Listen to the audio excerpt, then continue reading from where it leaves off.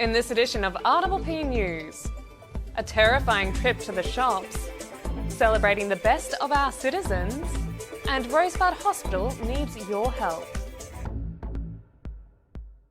Hello, I'm Catie Sharp. Welcome to the first edition of RPP News for 2023, bringing you stories from across Frankston and the Mornington Peninsula. Police arrested a 30-year-old man following two carjackings and a pursuit through Frankston late Wednesday night. Police have been told a 74-year-old woman was loading her groceries into her vehicle in the car park of a Beach Street shopping centre at around 4:30 p.m. on Wednesday. She was approached by a man armed with a knife who demanded she drive. The offender dropped the uninjured woman at a service station in Frankston North and drove off. The stolen car was found crashed into a pole on Frankston-Dandenong Road about an hour later.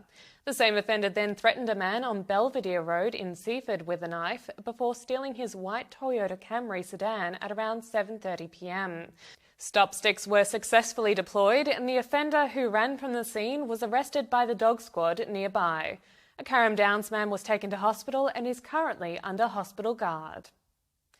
The 2023 Frankston and Peninsula Citizens of the Year have been announced. Frankston Citizen of the Year is Warwick Exton, aged 100, who received a standing ovation for his many years' work on the restoration of the Sweetwater Creek Reserve. The Peninsula's Citizen of the Year is Jack Vanderswart, who was recognised for his work caring for foster children, cooking for the homeless in Rosebud and helping those in need by providing meals. Local Champion Award recipient was Charles Rees, who spearheaded a campaign to successfully save Flinders Pier and its weedy sea dragon dwellers. Frankston's Community Award of the Year went to the Women's Spirit Project, founded by local resident Jodie Bellier. The project aims to inspire, empower and support vulnerable women who don't have access to affordable fitness, health and well-being activities.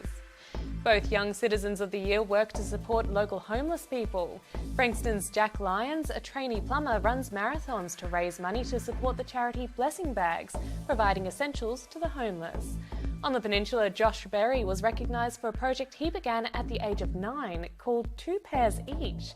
His aim is to collect 50,000 pairs of socks so every one of the 23,000 homeless people in Victoria can have 2 pairs each. Congratulations to all the very deserving winners and nominees. The Rosebud Hospital Summer Appeal is on and they're asking for your help in purchasing a brand new fleet of emergency department trolleys to safely move patients around the hospital without the need to change beds. The trolleys have built-in scales which can be used to weigh paediatric patients who may find standing on scales distressing when they are unwell or injured. The appeal is exactly halfway to the target of $117,000, so if you can help at all, go to the Rosebud Hospital Appeal website. You can donate as little as $10. The Mornington Peninsula Disabled Surfers Association had a spectacularly successful first session last Saturday at Point Leo. 152 surfers rode the waves with the help of 238 volunteers on a wonderful day of putting smiles on dials. RPP's own Julie Fisher was there, as well as our surf guru Muzz, who has volunteered with the group since it began. This was our biggest event ever and it was fantastic after a few years of stop and start to see it come back at such a grand scale. This is an absolute joy for me. Surfing has given me an amazing lifestyle and I sometimes take that for granted. Volunteering for DSAMP enables me and others to share our love of surfing and give it back to the community. The next surfing day is scheduled for the 4th of March. Just go to the DSAMP website for details. The fire danger period begins at 1 a.m. tomorrow morning for both Frankston City and the Mornington Peninsula. The return of a La Nina weather pattern has led to increased grass fire conditions for the season due to significant grass growth and delayed harvest activities. Over recent months, wind conditions have dried these fuels out, so there will be restrictions on the way machinery is used and other fire-related activities. The full list of restrictions is available on the CFA website. The danger period is expected to end on the 1st of May. And Frankston Arts Centre is kicking off the year with some big names and big acts. Carols by Candlelight favourite Sylvie Palladino is appearing this coming Friday. Accompanied by David Cameron on piano, Sylvie will perform songs from musicals including Les Miserables, The King and I and Cats, along with classics by Barbra Streisand, Shirley Bassey and Eva Cassidy. The following night, get your dancing shoes on for Dancing in the Shadows of Motown. This uplifting show, featuring an 11-piece powerhouse band, features songs from all the Motown legends, including The Temptations, Stevie Wonder, The Supremes, Marvin Gaye, Smokey Robinson and many more. Go to thefac.com.au for details. After the break, we have the coming week's weather report.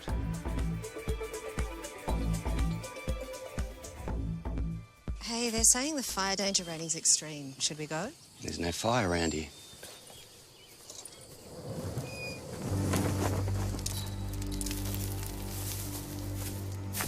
Get out!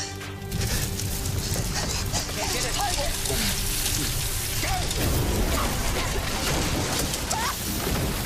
I know embers can spread bushfires as far as 40 kilometres. So you should leave early. Authorised by the Victorian Government. Everyone knows Australia has 4 big banks, but the 5th biggest retail bank is snapping at their heels. It's a bank that's been around for over 160 years, can be found in over 500 locations nationwide, looks after over 1.8 million customers, and is regularly voted one of the most trusted brands out of all the thousands of brands in Australia. Who is this fantastic number 5? Yep, it's Bendigo Bank. The better big bank. Established in 1988, Progress Signs has been servicing the local community for 30 years. Located on the Mornington Peninsula, they are the #1 destination for all your signage needs, specialising in a variety of signage from vehicles to shop fronts, occasional and corporate events, short-term, long-term and everything in between. If it's signs you need, be it large or small, Progress Signs is the place to call. Available 24/7 at progress-signs.com.au or call the team on 5975 9188. Thinking signs? Think Progress Signs, a station sponsor.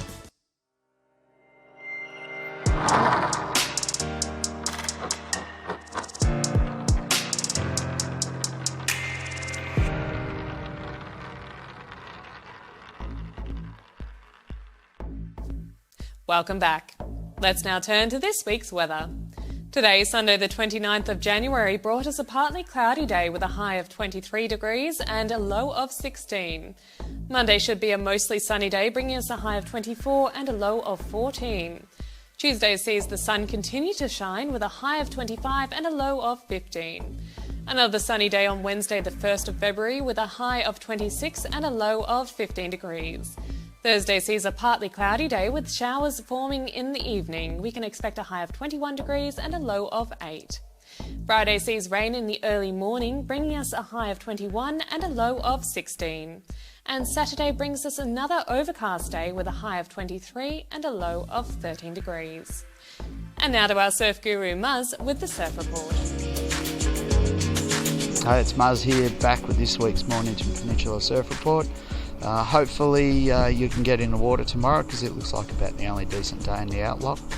It looks like it's going to be a hot day, and being a Saturday of a long weekend for most, more than some, it will be crazy. It looks like it'll be on the beach breaks between Portsea and Gunnamatta, although it could get a little offshore strong windy by the look of the forecast before the change. It's maybe mid to late afternoon, but then that'll be it for the rest of the week because the onshores will be in. The swell will pick back up on Monday, and there might be a day through the week where the wind might be a little bit more west-southwest and small waves in Western Port if the tides are right and it's in the mornings, I would suggest.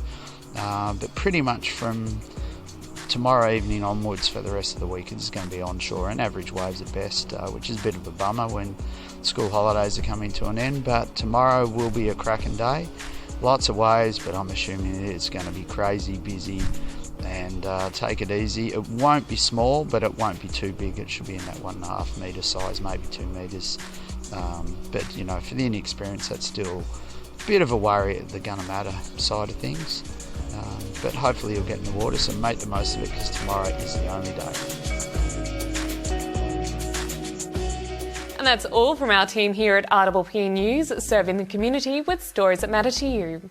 Keep watching and do tell your friends. Bringing you the news from coast to coast across Frankston and the Mornington Peninsula, I'm Catie Sharp. See you for the next edition.